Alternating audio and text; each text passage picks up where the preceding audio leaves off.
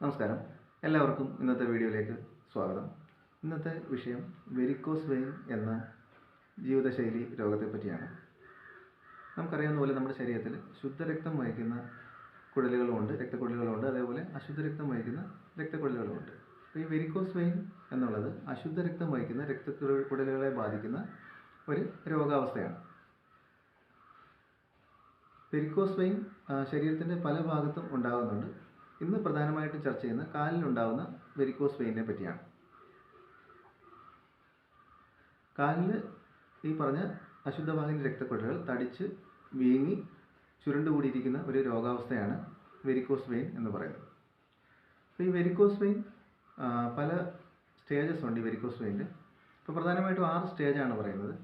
ആദ്യത്തെ സ്റ്റേജിൽ spider web എന്ന് പറയും. കാലിൽ ചിലന്തി വല പോലെ ഞരമ്പ് തെളിഞ്ഞു വരുന്നൊരു കണ്ടീഷനാണ്. അപ്പം തുടഭാഗത്തൊക്കെ ആയിട്ട് കാലിൽ ഞരമ്പ് ഈ ചിലന്തി വലയുടെ നെറ്റ്വർക്ക് പോലെ ഇങ്ങനെ തെളിഞ്ഞ് കാണുന്ന ഒരവസ്ഥയാണ്.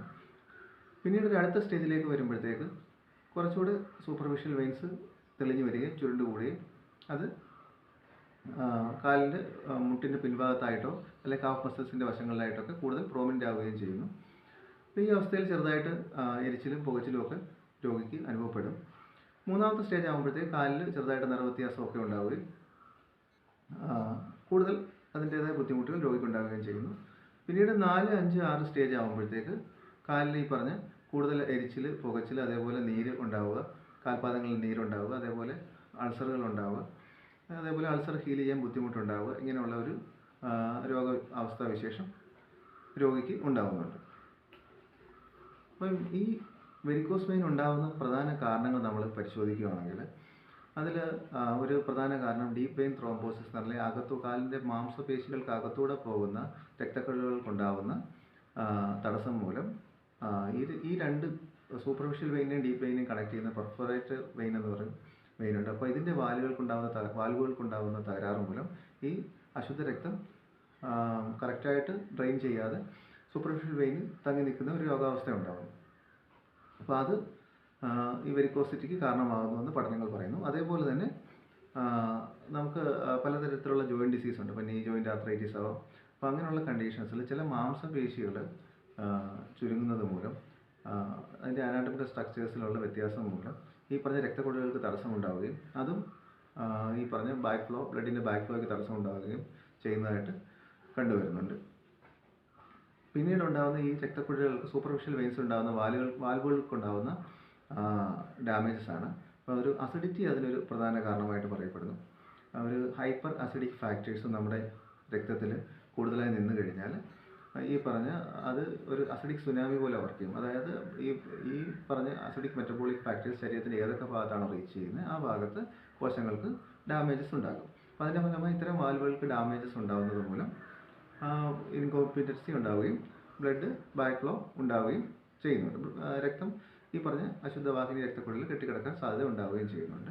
അതേപോലെ തന്നെ ശരീരത്തിനകത്ത് ഇൻറ്റേർണൽ പ്രഷർ കൂടിക്കഴിഞ്ഞാൽ ഒരുപാട് ഹെവി ജോലി ചെയ്യുന്ന ആൾക്കാർ, അത്ലറ്റ്സ് അങ്ങനെയൊക്കെ ഉള്ളവർ അതും ഈ പറഞ്ഞ വാൽവിന് നാശം ഉണ്ടാക്കാനുള്ള ഒരു കാരണമായിട്ട് പറയപ്പെടുന്നു. അതേപോലെ ലോങ് സ്റ്റാൻഡിങ് ജോലി ചെയ്യുന്ന ആൾക്കാർ, ഒരുപാട് നിന്നുള്ള ജോലി സ്ഥിരമായി ചെയ്യുന്നവർക്കും ഈ പറഞ്ഞ ബുദ്ധിമുട്ടുകൾ ഉണ്ടാകുന്നുണ്ട്. അപ്പോൾ ഇത്തരം പല രീതിയിലുള്ള കാരണങ്ങൾ കൊണ്ട് ഈ പറഞ്ഞ പല സ്റ്റേജിൽ വെരിക്കോസിറ്റി ഉണ്ടാകുന്നുണ്ട്. അപ്പോൾ ആദ്യത്തെ സ്റ്റേജിലൊക്കെ ആണെങ്കിൽ നമുക്ക് ചികിത്സയിലേക്ക് വരാം.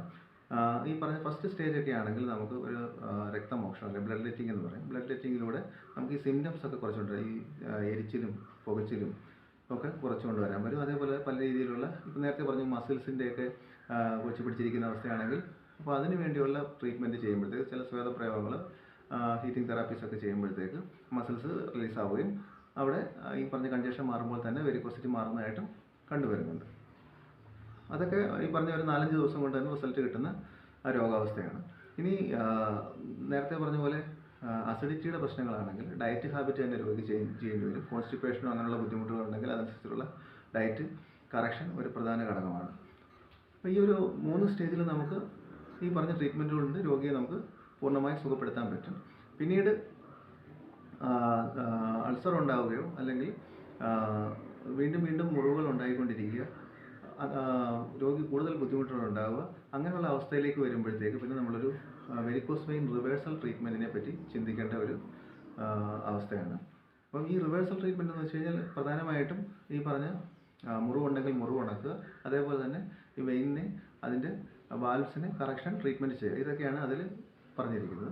അപ്പം മുറിവ് കൊണ്ട് ബ്ലീഡിങ് ഉണ്ടായിക്കൊണ്ടിരിക്കുന്നെങ്കിൽ അവിടെ പ്രധാനമായിട്ട് ചെയ്യേണ്ട ചികിത്സ പ്രഷർ ബാൻഡേജാണ്. വീണ്ടും അശുദ്ധ രക്തം അവിടെ കെട്ടി നിൽക്കാനുള്ള സാഹചര്യം ഒഴിവാക്കുക എന്നുള്ളതാണ് ഒന്നാമത്. രണ്ടാമതായിട്ട് ഹീലിങ്ങിനെ പ്രൊമോട്ട് ചെയ്യുന്ന പ്രോട്ടീൻ അസിമുലേഷനൊക്കെ കൂട്ടുന്ന ഡയറ്റുകൾ കൂടുതലായിട്ട് ഉൾപ്പെടുത്തുക. അത് വെളുത്തുള്ളി, അതേപോലെ തന്നെ നെല്ലിക്ക, നാരങ്ങ, അതേപോലുള്ള ഭക്ഷണക്രമങ്ങൾ, പ്രോട്ടീനെ അസിമുലേഷനെ സഹായിക്കുന്ന ഭക്ഷണക്രമങ്ങൾ കൂടുതലായി ഉൾപ്പെടുത്തുക എന്നൊക്കെയുള്ളതാണ് പിന്നീടുള്ള ഭക്ഷണത്തിൽ വരുന്ന കാര്യങ്ങൾ. അതേപോലെ ചികിത്സയിലേക്ക് വരുമ്പോഴത്തേക്ക് പഞ്ചകർമ്മ ചികിത്സകൾ ചെയ്ത് ശോധന പ്രക്രിയകൾ ചെയ്ത്, അതേപോലെ തന്നെ രസായനങ്ങളായിട്ട് ആരോഗ്യവർദ്ധിനി രസം, ഈശതഭസ്മം, ഇങ്ങനെയുള്ള മരുന്നുകളുടെയൊക്കെ പ്രയോഗവിധികൾ കൊണ്ട് നമുക്കിതിനൊരു റീകറക്ഷൻ ട്രീറ്റ്മെൻറ്റ് ചെയ്യാവുന്നതാണ്.